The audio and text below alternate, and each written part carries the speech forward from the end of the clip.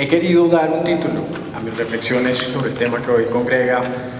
este panel con el objeto de ordenar su conjunto, en tanto que algunas apuntan más aspectos de forma y otras más a su contenido. El título Reigel Dolmatov y la disciplina monoteísta guarda un sentido irónico y algunos de mis colegas lo van a calificar de odioso. Sin embargo, dado que mi objeto no es atacar a nadie en particular, más sí reflexionar por esa comunidad disciplinaria imaginada que se cobija bajo la antropología, a pesar de su tono astuto, lo considero apropiado. Apelar al bien diseminado ensayo del vienés Sigmund Freud me da un juego metafórico para procesar las reacciones suscitadas hasta el momento a la publicación digital de la conferencia del arqueólogo colombiano Augusto Yuela Caicedo sobre aspectos no conocidos de la vida de Gerardo Reigel Dolmatov. Este es el momento para enfatizar que es el juego metafórico y no la correspondencia de los caracteres la que incita a mi apropiación y arreglos. Tengo claro que no soy Freud, que Reigel Dolmatov no fue Moisés, y espero que la antropología no esté siendo entendida en el año 2012 como una religión. No obstante la profusa diseminación de ideologías e incluso militancias a lo largo de su ejercicio en Colombia. Como etnógrafo situado en los estudios sociales de la ciencia y la tecnología,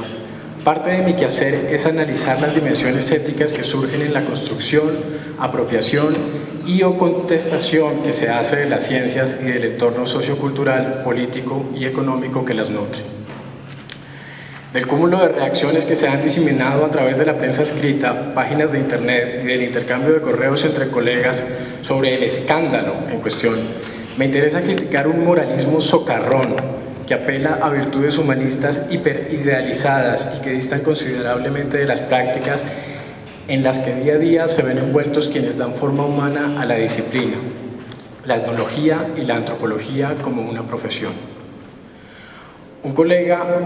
Una colega, a quien aún no tengo el placer de conocer, escribió para el diario El Nuevo Siglo una corta columna que me ofrece 2 puntos estructurales, presentes también en otras reacciones escritas sobre los cuales quiero elaborar para orientar un debate.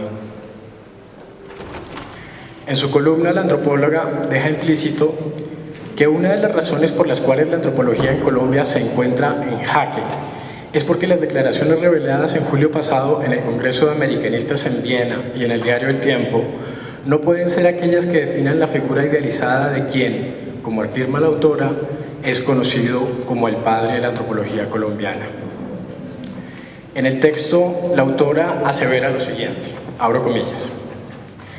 que una figura como esta se convierta de la noche a la mañana en un ex-nazi,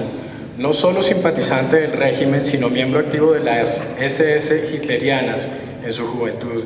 y con varios muertos encima, deja sin piso no solo a sus discípulos y amigos, sino a la fundamentación de la antropología misma. Bajo tal perspectiva, en mi caso, estoy contaminado y en peligro, siguiendo a la antropóloga Mary Douglas. Porque sin haber conocido personalmente a Reigel Dolmatov, he leído, releído y dialogado con su obra y con muchos de sus familiares, discípulos y amigos, incluido el propio Augusto. Este dramatismo alrededor de las implicaciones que tienen las acciones de Reigel Dolmatov antes de su llegada a Colombia, sobre su obra intelectual y sobre la disciplina, apuntan a una cacería de brujas desproporcionada y que mira en sí misma los posibles alcances de la reflexión sobre este caso. El segundo aspecto estructural en las reacciones que se han dado hasta el momento es que la mención a Reigel Dolmatov como padre de la disciplina es central y reiterativa. Aquí me sorprende la pobreza con la que nosotros los antropólogos, entrenados otrora para dar cuenta de las más complejas formas de parentesco y organización social, imaginamos y proponemos genealogías para narrar de dónde venimos. Quisiera preguntar entonces, ¿cuándo se institucionalizó que Reigel Dolmatov tiene en Colombia, como figura intelectual, la mítica potestad mesiánica de una compleja y cambiante disciplina? Porque es esta indiscutida paternidad la que ha alimentado en parte el amarillismo y el canibalismo mediático alrededor de las evidencias todavía en construcción de la participación de Reigel Dolmatov en el nacionalsocialismo austriaco y alemán. Ciertamente no estoy interesado en adjudicar tal maternidad a otro antropólogo o la maternidad a una antropóloga en particular y ajustar así el modelo católico de un hipotético hogar disciplinar consumado cuando las aguas políticas permitieron la proyección de la etnología hacia otras orillas de la nacionalidad por allá en el año 1941. Luego de completar 2 años de trabajo de campo entre genetistas humanos, tengo que reportarle a los colegas y a la opinión pública que afortunadamente no hay en circulación ninguna prueba de ADN para sustentar tales potestades. No obstante, si tenemos que estar circunscritos a tal modelo de parentesco, preferiría que habláramos en plural de padres y madres en la práctica y la proyección de la antropología en nuestro país. Esto sería un gesto de ecuanimidad si le damos crédito a lo que la historiografía de la disciplina en Colombia ha venido reportando desde hace ya varios años. Dejar a un lado la proyección de un dramatismo y un mesianismo con fuertes ecos católicos en sus grietas, sin duda le dará un rumbo diferente, más productivo al análisis y reflexión sobre el caso de Rangel Dolmatov. Si la Corte Constitucional de Colombia pudo limitar la alusión a citas textuales de la Biblia por parte de funcionarios públicos en sus discursos, documentos y, más importante aún, en sus sentencias, considero que como gremio podemos buscar un espacio de concertación y discusión similar. Me interesa dedicar el resto de mi intervención a la disyuntiva de cómo entender la obra del autor vis a vis con las fuentes orales e históricas que Oyuela Caicedo e historiadores alemanes como Soren Flakowski y Holger Stocker en Berlín están encontrando en archivos dispersos en Austria y Alemania. A la pregunta franca de si la participación de Rangel Dolmatov en el nacionalsocialismo invalida la obra que construyó alrededor de las poblaciones prehispánicas y de las indígenas contemporáneas, es claro percibir ya una polarización, incluso antes de que se hayan reconstruido profundamente los hechos que tuvieron lugar cuando Rangel Dolmatov pasó de los 14 a los 30 años de edad. Oyuela Caicedo fue citado por un periodista de la BBC afirmando que en el caso de Rangel Dolmatov, abro comillas, arrepentimiento no hubo, él siguió con su filosofía previamente existente. Carlos Alberto Uribe Tobón, director en varias ocasiones del Departamento de Antropología de la Universidad de los Andes,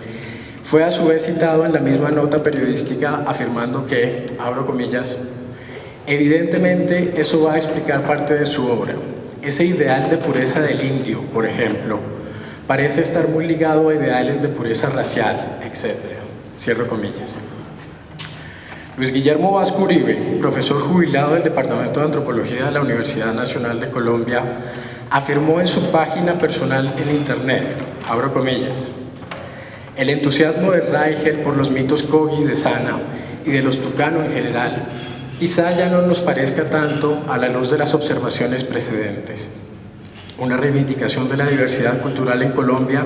y de la valía de los indígenas como una reivindicación de sí mismo, no solo ante los demás, sino también ante él mismo, su autorrendición.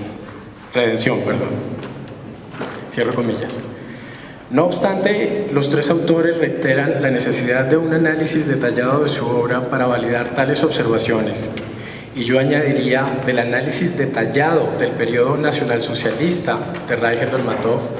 Los tres ya ven en la estructura conceptual de sus etnografías la preponderación de una idea de pureza racial, acompañada de racismo, nazismo y egoísmo. Se me podrá acusar de cómplice, pero creo que este es un salto olímpico con algo de dopaje emocional.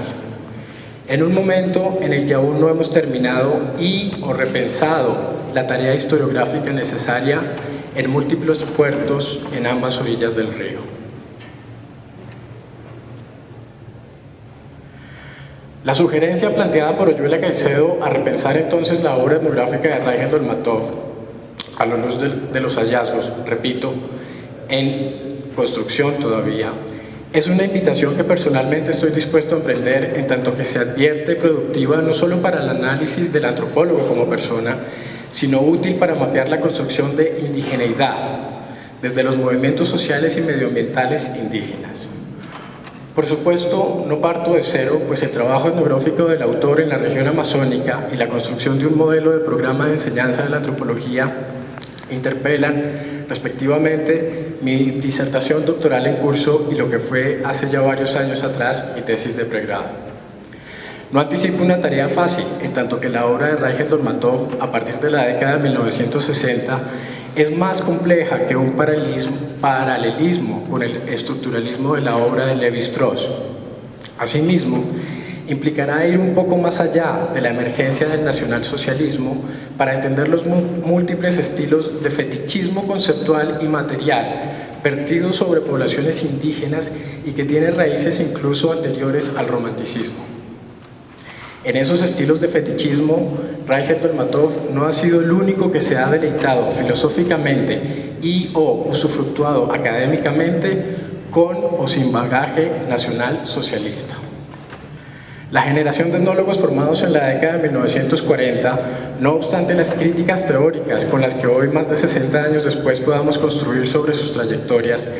verdaderamente libraron batallas olvidadas con especies nativas de racismo, de las que conllevan a la muerte inmediata o a la muerte lenta. Como acertadamente apuntó Jaime Arocha Rodríguez en su columna en el periódico El Espectador, el racismo en Colombia en la década en que se institucionalizó la disciplina antropológica estaba asolapadamente escondido y a plena vista en un modelo de construcción nacional católico e hispanizante en extremo excluyente. Aquí yace otro punto de trabajo central para entender qué ocurre en la transición nominal que Uribe Alarcón bosqueja en el título de su columna en Razón Pública al preguntarse por Erasmus Gerhard Raigel y Gerardo Raigel Dolmatov. Menos optimista que Freud al tratar de poner en orden en casa, mi plan de introspección historiográfica me permite sentar como hipótesis que no hemos tenido un solo ancestro y que no debemos asustarnos con las evidencias históricas que están apareciendo y mucho menos entonces con el cuerpo de un líder puesto y destronado y de su obra. Muchas gracias.